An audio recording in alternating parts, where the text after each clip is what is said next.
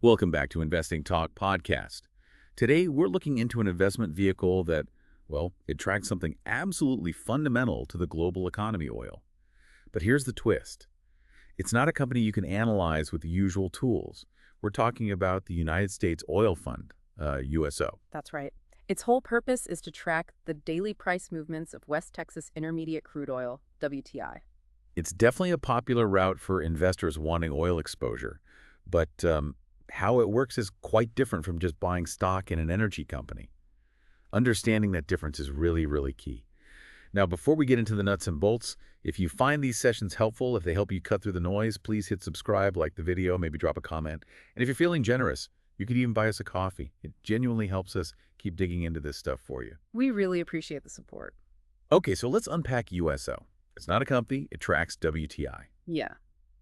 How does it actually do that? What's the structure here? Well, its structure is fascinating, and it's crucial to grasp. It is an ETF, an exchange-traded fund. That means, you can buy and sell it easily on an exchange like NYSE Arca through your regular broker, so it's liquid. Okay, easy access. But, and this is the important part, legally, it's set up as a limited partnership, an LP.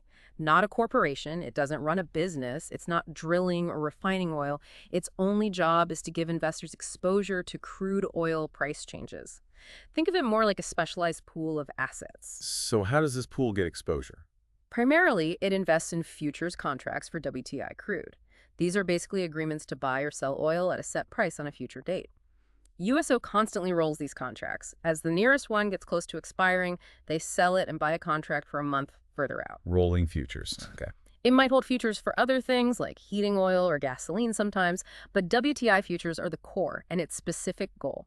To have its net asset value, the NAV, reflect the daily percentage change in the spot price of WTI, specifically the stuff delivered to Cushing, Oklahoma. Cushing, Oklahoma. That's the big hub, right? That's the key delivery point for WTI in the U.S. The price there is the benchmark spot price you usually hear quoted. So USO tries to mirror the daily percentage move of that price. Got it. So it's a financial vehicle managing futures contracts to mimic daily WTI moves, which sounds like trying to apply standard company metrics would be completely pointless. Absolutely essential point there. If you go looking for things like revenue, earnings per share, PE ratios, debt to equity, free cash flow, you just won't find meaningful numbers for USO. Why is that exactly? Because it doesn't have any of those things in the traditional sense. No sales revenue from customers, no operating profits. Its costs are fund management and trading, not, building pipelines. Its assets are mostly cash, held as collateral for the futures. There's no real operational debt. So yeah, those metrics tell you nothing useful about USO. So what should we look at then? You need to focus on changes in its net asset value, the NAV per share, and crucially, its tracking error. Tracking error. How well it actually follows the oil price. Precisely. How closely does the fund's daily percentage change match the daily percentage change in the WTI spot price it aims to track? That's a key performance indicator here. What about something like the current ratio? I saw a mention of it being really high, like 474. You might see that, yeah. And for a normal company, that would scream massive liquidity. For USO, well, high liquidity is part of its structure. It needs cash for collateral. It's a strength in that sense. But that specific ratio isn't a useful indicator of its financial health like it would be for an operating business. It just reflects the cash backing the futures. Okay, different lens needed. NAV and tracking error. So using that lens, how has USO been performing, especially lately? Performance has been, well, pretty volatile and generally leaning negative over the past year or so, looking at data up to early June 2025. If we just take the past month, say May 2025, there was a modest gain, maybe around 2%. Okay, a small positive in May. But zoom out to the last 6 months, and it's down roughly minus 8%. That reflects the broader drop in global oil prices we saw. Concerns about oversupply, maybe slowing economic growth hitting demand, that kind of thing. Right, and the past year. Going back a full 12 months to the end of May 2025, it's down even more, closer to minus 12%. So that captures the weakness from late 2024 carrying into early 2025. So a tough year overall. But you mentioned some very recent positive action just in the days leading up to mid-June. That seems like a sharp turn. It really does. This is where it gets interesting. In the few days right before June 13th, 2025, there was a definite shift. On June 13th itself, USO closed at $80.22. Now, the significant part is that was up almost 6.9% from the day before, which was $75.05. That's a big jump for one day. Wow, nearly 7% in a day. And it wasn't just a one-off spike. It had actually gained ground for the 3 trading days before that, too. Alongside this price jump, trading volume really surged. Like on June 11th, over 8.8 million shares changed hands. That suggests a real renewal of interest, maybe tied to some near-term news or sentiment shift about WTI. That recent surge definitely stands out, highlights the volatility, doesn't it? Now, earlier we touched on structural risks. Given this volatility and how USO is built, what are its main strengths, but also those big risks investors absolutely need to be aware of. Let's start with the strengths because there are reasons people use it. Number one is probably its very high liquidity. It trades a lot on NYSE Arca, so getting in and out is usually pretty easy, pretty quick without moving the price too much. Liquidity is key. And it offers that straightforward exposure to WTI prices. For many, that's the goal, a simple ticker to track oil on their account. It also has strong brand recognition. It's been around, people know it.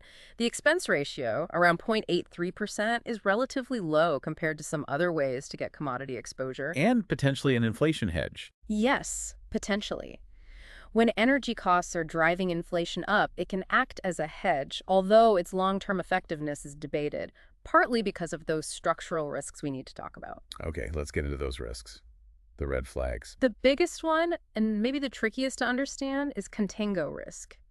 This comes directly from how futures markets often behave. Contango is when the price for futures contracts further out in time is higher than the price for contracts expiring soon. Okay, future months cost more than the current month. Right. And because USO has to constantly roll its contracts, sell the expiring one, buy the next month's one, doing that in a contango market means it's basically selling lower and buying higher repeatedly. Oh, like a built-in cost. It is. This cost is often called negative roll yield. Over time, it can really eat away at returns. It can cause USO to underperform the actual spot price of oil, even if the spot price is going up slightly or staying flat. So it's like you're constantly paying a small fee just to stay invested because of how the futures are priced. That's a good way to think about it. It can be a significant drag, especially over longer holding periods. What else? Then there's tracking error. Even without contango, USO might not perfectly match the daily WTI spot price percentage change. Why? Well, fund expenses play a role. The specific index it targets might differ slightly from the spot price. The timing and cost of actually making those futures trades matters. Market conditions when they roll. All these little things can cause small daily differences. So WTI up 1%, USO might be up 0.9% or 1.1%. Something like that. And those small differences can add up over time. And the last one. Just the inherent high volatility of oil itself. Oil prices swing wildly. Geopolitics, supply news, economic data, it all hits oil hard.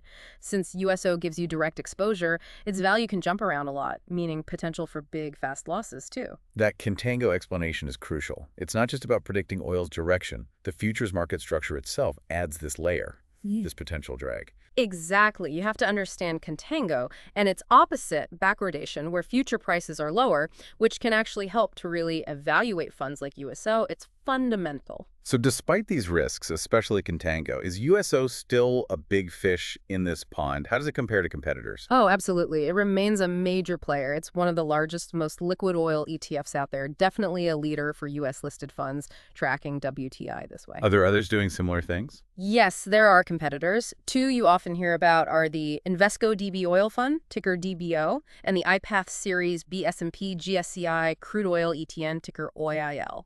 How do they differ from USO? USO's main edge is usually its liquidity, higher volume, more assets under management, generally around $2 billion recently. That matters for big traders. But the key operational difference is often the roll strategy. USO tends to roll pretty straightforwardly from the front month to the next month. DBO, on the other hand, uses what they call an optimized roll. Optimized roll, how does that work? It tries to be smarter about it. It might look further out on the futures curve, say 3 or 6 months, and roll into whichever contract seems likely to minimize the damage from contango or maximize the benefit from backwardation. Trying to reduce that drag we talked about. That's the goal. Potentially better long-term tracking, though it's not guaranteed and adds its own complexity.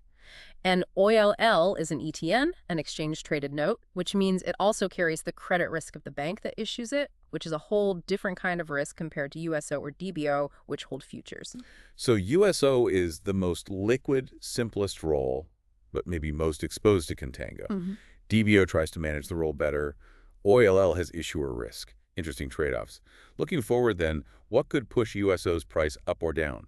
catalysts and risks? Well, it all ties back to global oil supply and demand. Potential catalysts include OPEC plus decisions. Any change in their production quotas can hit prices fast. Geopolitics, too, I assume. Definitely. Any escalation or de-escalation in key oil regions can cause big swings based on supply fears. And then there's macro data, inflation reports, manufacturing numbers, Fed decisions, anything that shapes the outlook for global economic growth and therefore oil demand. Makes sense. And on the risk side, besides the contango and tracking error we've covered? Key risks looking ahead would be the possibility of global oil inventories building up.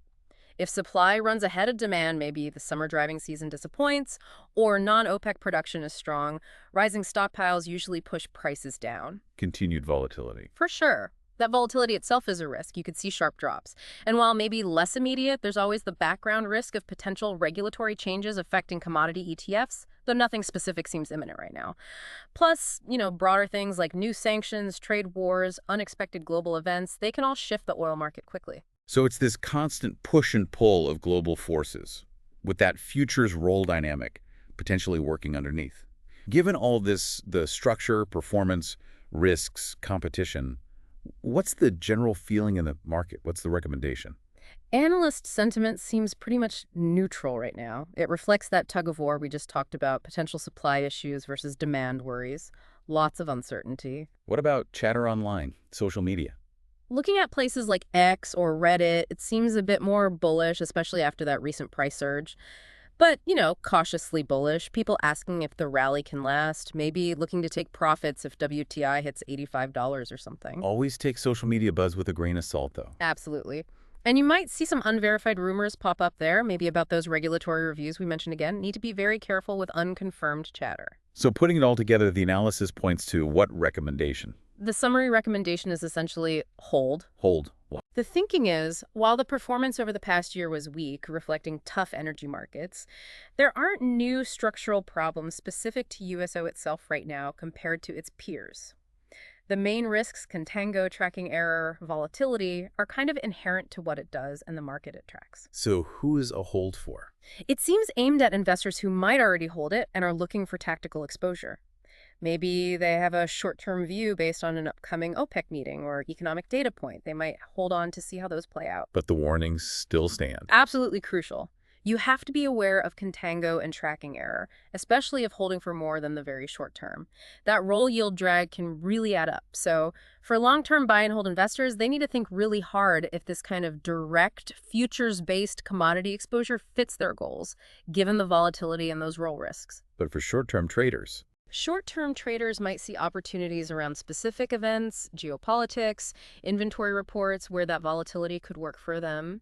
It's just not typically seen as a core long-term holding in the same way as a broad stock index. that tactical tool distinction is really important. It is. And just briefly on other details, it's managed by United States Commodity Funds, LLC. They specialize in this stuff. Focus is less on individual managers, more on the process. No insider trading like a company, ownership changes or investor flows, no major recent lawsuits or scandals reported, and you get monthly statements as required. So let's bring it back to you, the listener. The key takeaway seems to be, investing in USO is not like buying ExxonMobil or Shell. Not at all. You're not buying a business. You're buying exposure to oil price movements through derivatives, through futures contracts. Understanding why P/E ratios and revenue are irrelevant is the first step. And the second step is getting your head around those unique risks from the futures structure, especially contango and tracking error. They're not just theory. They can directly affect your returns compared to just watching the WTI price ticker. Right. USO offers that liquid direct exposure, which is appealing for tactical plays or short-term hedging. But it comes with this specific mechanical complexity and risk profile that's very different from owning stocks. It does seem to offer a simple idea: track oil with high liquidity.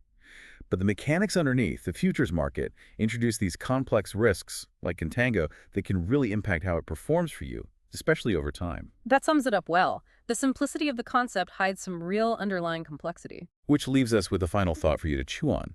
Given how volatile oil prices are anyway, and then layering on these structural challenges like roll yield risk found in funds like USO, how should you weigh that desire for direct commodity exposure against these complexities?